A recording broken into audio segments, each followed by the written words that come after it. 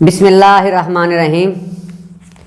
तमाम तारीफ़ें रब्बुल आलमीन की हैं, करोड़ दरूद मोहम्मद व आले मोहम्मद पर। देखने सुनने वाले अहबाब ग्रामी कदर को सलाम अर्ज़ खुश आमदीद। आज की हमारी गुफ्तगू आलमी सियासतनामा है, सियासी आलमी पस मंजरनामा है जो तेज़ी से तब्दील हो रहा है। और आलमी सियासत और पाकिस्तान हमारा उन्वान है कि इस वक्त आलमी सियासत कहाँ खड़ी है और पाकिस्तान का इसमें किरदार क्या है और कहाँ खड़ा है। तो जो बालादस्ती कभी यूरोप को थी दुनिया में, अब वो ताकत, वो बालादस्ती आहिस्ता आहिस्ता एशिया की तरफ आ रही है। बिल्कुल पस मंज़र चेंज हो रहा है सियासी, और इसके अंदर एशियाई मुल्क काफ़ी ताकतवर हो गए हैं और उनकी दुनिया क्या कहते हैं ताकत और चौधराहट को आहिस्ता आहिस्ता तस्लीम कर रही है। कुछ यूरोप और अमेरिका से मामलात ऐसे हो गए हैं, गलतियां ऐसी हो गई जिसकी वजह से खलीजी ममालिक, अरबी ममालिक, एशियाई ममालिक और दीगर ममालिक अब यूरोप पर, अमेरिका पर ट्रस्ट नहीं कर रहे। तो इसी पस मंज़र के पेश नज़र हमने आज की वीडियो बनाई है कि पाकिस्तान के अंदर इस वक्त पाकिस्तान की हुकूमत पर ट्रंप और शहबाज शरीफ की मुलाकात के बाद पाकिस्तानी हुकूमत पर दो तरह के प्रेशर आ गए हैं। वो कौन कौन से हैं? क्या अफ़गान जंग एक दफ़ा फिर शुरू होने वाली है? और अमेरिका बटग्राम एयरबेस क्यों हासिल करना चाहता है? और रूस पर हमला करेगा, ईरान पर करेगा, या चाइना का एटमी जो उनका रिएक्टर उसको तबाह करेगा? इस पे गुफ्तगू करेंगे। आपको अगर गुफ्तगू पसंद आ जाए तो लाइक ज़रूर कीजिएगा, कमेंट्स में हमारी हौसला अफजाई कीजिएगा। तो साथियों, सबसे पहले आलमी सियासत में हमने देखना है पाकिस्तान की इस वक्त पोजीशन क्या है। मैं पहले बता दिया था कि इस वक्त जो बालादस्ती अमरीकी है वो ख़त्म होती जा रही है। यूरोप और दीगर ममालिक, यूरोपीय यूनियन या एशियाई ममालिक भी, अरबी ममालिक भी, ये अमेरिका की बालादस्ती या अम्ब्रेला उसके नीचे से निकलकर एशिया की तरफ मूव कर रहे हैं।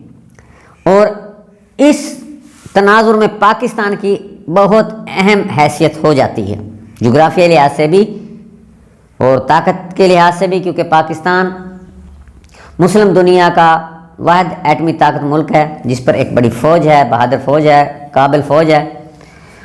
तो पाक सऊदीया मुआहदे के बाद जो डिफेंस मुआहदा है, इसके बाद पाकिस्तान की अहमियत और हो गई है। ईरान, मिस्र और दीगर अरबी ममालिक, खलीजी ममालिक पाकिस्तान से राब्ते में हैं और वो मुआहदा ऐसा करना चाहते हैं, डिफेंस मुआहदा जो उन्होंने पहले अमेरिका से किया हुआ था। तो इसमें पाकिस्तान, इस ऐसे हालात में पाकिस्तान की डेफिनेटली मरकज़ी हैसियत और एक आलमी उफ़क़ के ऊपर पाकिस्तान अगर वो तमाम मुआहदे कर लेता है तो एक आलमी ताकत बन के उभरेगा।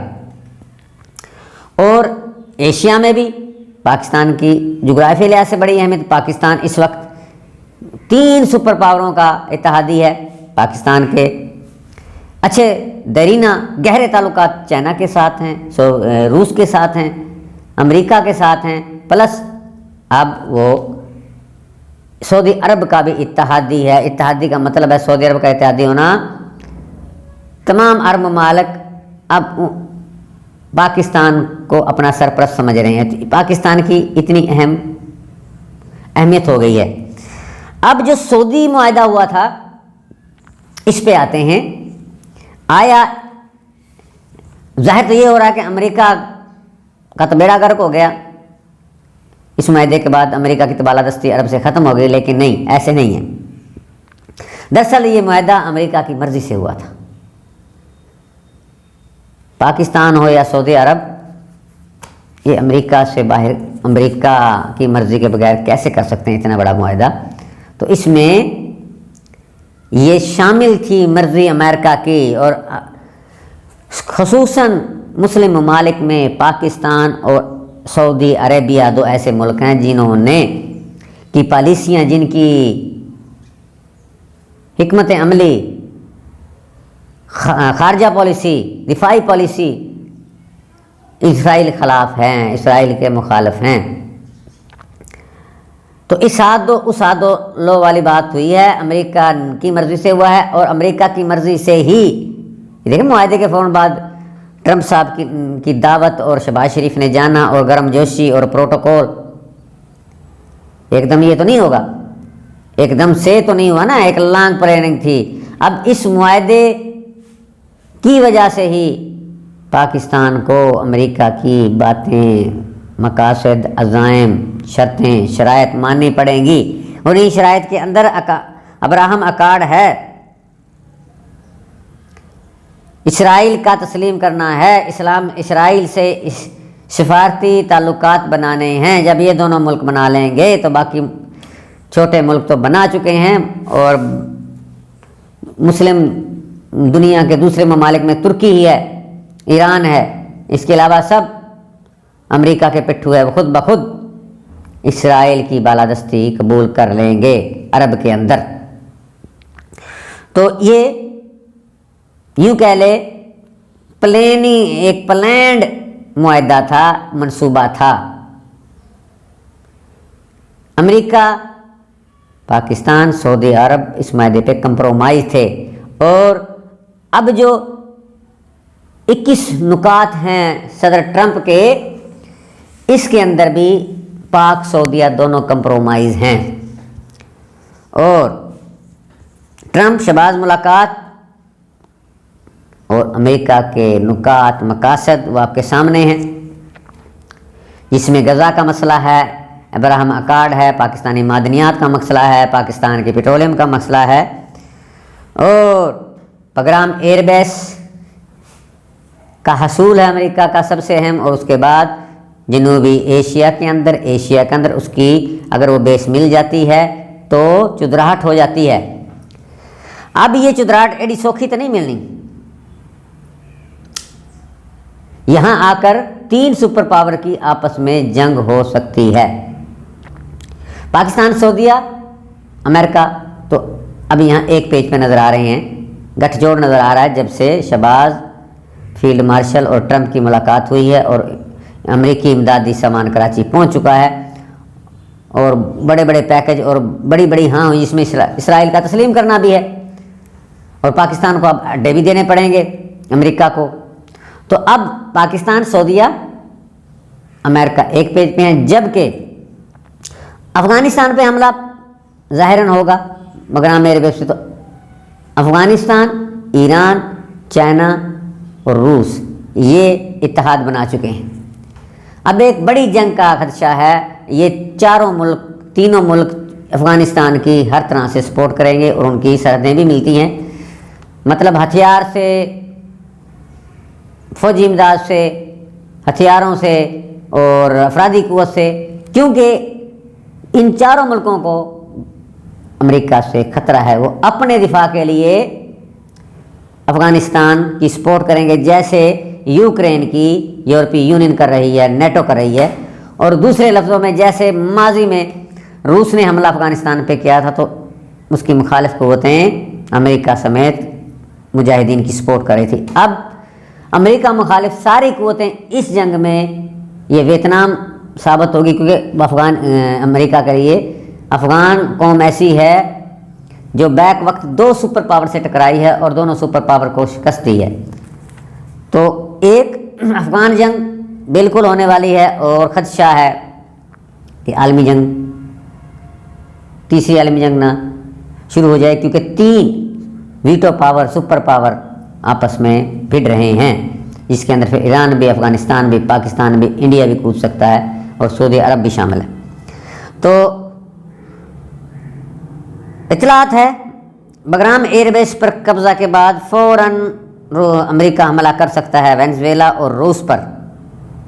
उसकी अगली नज़र चीन और ईरान, उनको भी तड़ियाँ लगाएगा, उन पर भी हमला कर सकता है। सो इस मामले में चीन, रूस और ईरान, अफ़गानिस्तान इनका एका हो चुका है और ये भरपूर तैयारी के साथ खड़े हैं और अमेरिका का जवाब देंगे। अमेरिका ने कोई कार्रवाई की तो भरपूर जवाब मिलेगा। अमेरिका यूँ समझ लीजिए पाकिस्तान में पहुंच चुका है। अड्डे और इसराइल का तस्लीम करना सब हाँ हो चुकी है। अब अगली जंग का खदशा है, अल्लाह ना करे वो जंग शुरू हो जाए। अच्छा, इसी तरह जो दौरान में पाकिस्तान में एक नवा कट्टा खुल गया कि जब शहबाज शरीफ ने यूएनओ में तकरीर की जनरल असम्बली में और पाकिस्तान के वज़ीर दिफा ख्वाजा आसिफ ने तकरीर, उसके पीछे शम्मा जुने जो एक खातून है उसकी तस्वीर आ गई थी और उसके ऊपर बहस शुरू हो गई और इतनी बहस शुरू हुई, इतनी इस पर तनकीद हुई कि शहबाज हुकूमत फ़ौरन परेशान हो गई और शम्मा जुनेजो को एंट्री से हुकूमत बौखला गई। इतनी बौखला गई कि शम्मा जुनेजो को हुकूमत ऑन ही नहीं कर रही। दफ्तर खारजा कहते हैं हम नहीं जानते और महकमा दिफा कह रहा है हम इसको नहीं जानते, दोनों इनकार कर रहे हैं। ख्वाजा आसिफ साहब भी इनकार कर रहे हैं कि मैं इस बीबी को जानता ही नहीं। हालांकि मुतअद्दिद जगह पर खुद शम्मा जुनेजो ने ख्वाजा आसिफ के साथ डेलीगेशन के साथ तस्वीरें बनाकर इंटरनेट पे डाली हैं और ख्वाजा साहब इनको जानते नहीं हैं। तस्वीरें किस हवाले से खिंचवाई, तेरी फुफ्फी दी थी सी। और मज़े की बात यह है कि वज़ीर आज़म के जो स्पेशल जहाज़ है उसके अंदर बैठ के गई हैं। उससे भी बड़े की मज़े की बात यह है कि जो स्पीच की है पीएम शहबाज शरीफ ने, वो कई तो कहते हैं लिखी शम्मा जुनेजो, लेकिन ये दफ्तर खारजा का काम होता है, लेकिन इसकी नोक पलक या सब एडिटिंग लाजमी शम्मा जुनेजो ने की है और शम्मा जुनेजो ने मुंह भी खोला है और बहुत कुछ उन्होंने कहा है, एक्सपोज किया उसने PMLN को। और हुकूमत जो है उसे डिसऑन कर रही है, डिनाई कर रही है। कौन सी बात है पाक। हाँ, अब उसकी हकीकत पे आते हैं कि शम्मा जुनेजो है कौन। शम्मा जुनेजो एक पाकिस्तानी खातून है जिसका काफ़ी असर सूख है, लेकिन तनकीद इस वजह से हो रही है कि वो इसराइल नवाज है, इसराइल हामी है। काफ़ी जगह पर उसने इसराइल से सफारती ताल्लुकात और इसराइल को रिकग्नाइज़ करने के लिए, इसराइल से तिजारत करने के लिए बहुत सारी जगहों पर उन्होंने स्पीचें की हैं। उनके ट्वीट मौजूद हैं। उनकी जनाब आवाज़ काफ़ी दफ़ा उठ चुकी है इसराइल की हमायत में। तो इसराइल नवाज है, इसलिए अवामी तौर पर हुकूमत को उसकी तनकीद का अपोजिशन की तरफ से भी सामना करना पड़ा है। और अब ये देखें इतनी ताकतवर हैं कि वज़ीर आज़म के जहाज़ में गई हैं, तो PM की जो तकरीर है, स्पीच है, उसको भी उन्होंने नोक पलक की है। और ब्यूरोक्रेसी में और सियासत में, पाकिस्तान की सियासती इदारों में उसका काफ़ी असर रसूख है। और गई किस वक्त हैं, जिस वक्त अमेरिका और ट्रंप साहब का और पाकिस्तान के वज़ीर आज़म का और फील्ड मार्शल की मुलाकात होनी थी। तो इसका मकसद ये है कि इंटरनेशनल तौर पर अमेरिका और इसराइल की जो हुकूमत हैं, उनके जो इदारे हैं, उसके अंदर भी शम्मा जुनेजो की काफ़ी पहुँच है। तो खैर यहाँ हुकूमत बुखलाई है, हद से ज़्यादा परेशान हुई है, ऊट पटांग बातें कर रही हैं। भाई ले गए थे तो उसको ऑन कर लो, कोई बात नहीं। जहाँ इतनी बातें कर आए हैं, ट्रंप साहब से भी वादे वईद हो गए हैं, वो सबके सामने हैं और आ जाएंगे, मज़ीद आ रहे हैं। तो शम्मा जुनेजो कौन सी बात है, लेकिन ये टाइम से पहले एक्सपोज हो गई है हुकूमत और शम्मा जुनेजो। एक और ख़बर है कि बिलावल भुट्टो और मरियम नवाज़ के दौरान जो एक नई लड़ाई शुरू हो गई है, ख़ुसूसन डेरा गाजी खां के जलसे में, जब से मरियम नवाज़ ने आंखें फोड़ने की और उंगली तोड़ने की बात की थी कि जो पंजाब हुकूमत पर आंख उठेगी उसको निकाल दूंगी, फोड़ दूंगी, जो उंगली उठेगी उसको तोड़ दूंगी। उसके बाद से पीपल्स पार्टी की जो पंजाब की क़यादत है और नून लीग के एक दूसरे के ऊपर तनकीद शुरू हो गई। शर्जील मेमन ने सबसे पहले तनकीद की, उसके बाद नदीम अफजल चंद और चौधरी मंजूर ने खुल के तनकीद की, सैयद हसन मुशतबा, और इधर से मरियम औरंगज़ेब और उज़्मा अज़मा बुखारी साहबा। और ठीक ठाक ये सरजंग शुरू हो गई और चल रही है।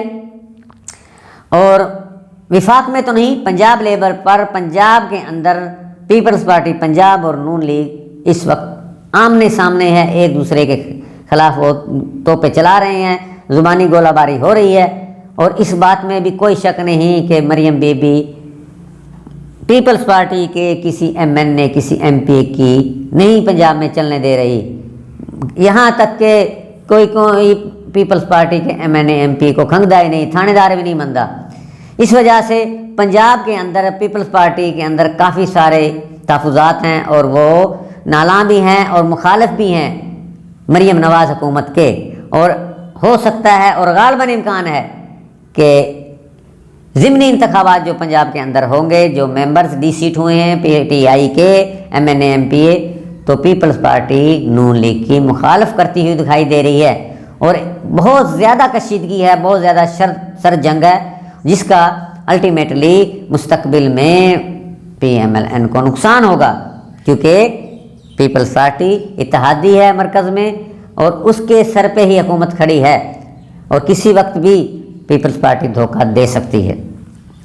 अब ट्रंप शहबाज शरीफ फील्ड मार्शल गठजोड़ हो गया, जफ्फी पै गई है, इंतहा की मजबूत जफ्फी पड़ चुकी है। इस गठजोड़ का इमरान खान कप्तान PTI के चेयरमैन का मुस्तकबिल क्या है, अंजाम क्या है, क्या अब वो रिहा होंगे या ये मामला दब जाएगा?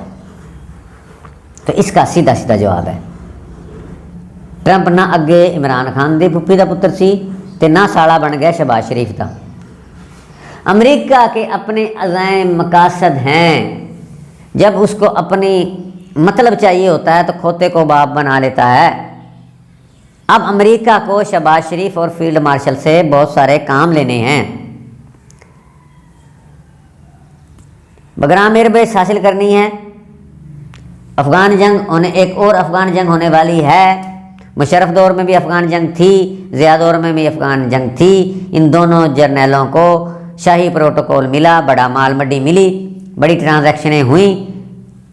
गो के हर भी जंग का जिसमें पाकिस्तान बिला वास्ता या बिल वास्ता शिरकत की, झोंका गया, मजबूरी से गए, वक्ती फ़ायदे हुए हैं, लेकिन मुस्तकबिल बईद के अंदर लॉन्ग टर्म में हमेशा पाकिस्तान को उसका नुकसान उठाना पड़ा है।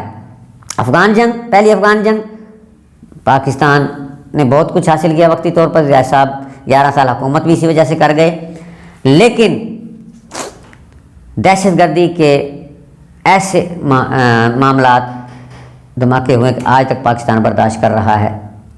मुशर्रफ दौर में भी फ़ायदे उठाए, लेकिन TTP ने सर उठाया।